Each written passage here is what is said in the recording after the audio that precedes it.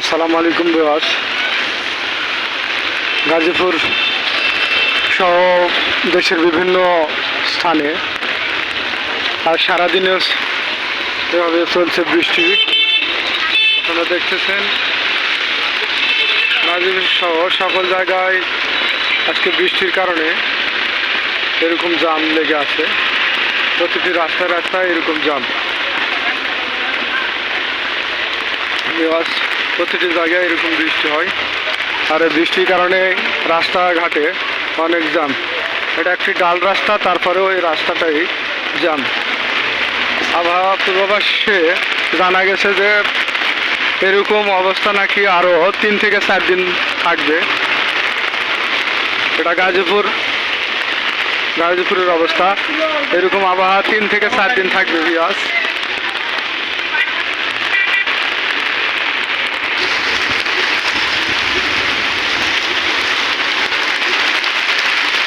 এভাবে সারাদিনে ওই গুটি গুটি বৃষ্টি হচ্ছে।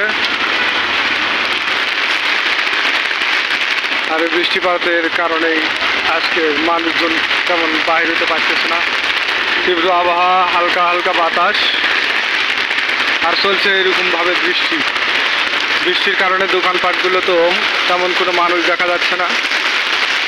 সারাদিনই চলছে এরকমভাবে বৃষ্টি, আর বৃষ্টির কারণে তেমন কোনো মানুষ দোকানপাটেও যেতে পারছে না।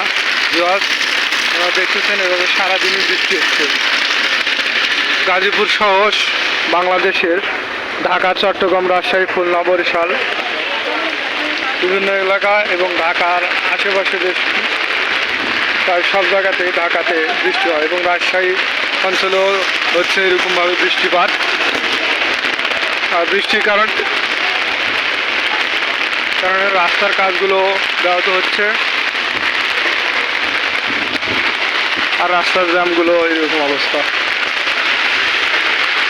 হালকা হালকা বাতাস হচ্ছে দেখেন, বাতাস বৃষ্টিপাতের পাশাপাশি তীব্র বাতাস হচ্ছে। আপনারা দেখতেছেন বৃষ্টিপাতের পাশাপাশি বাতাস হতেছে।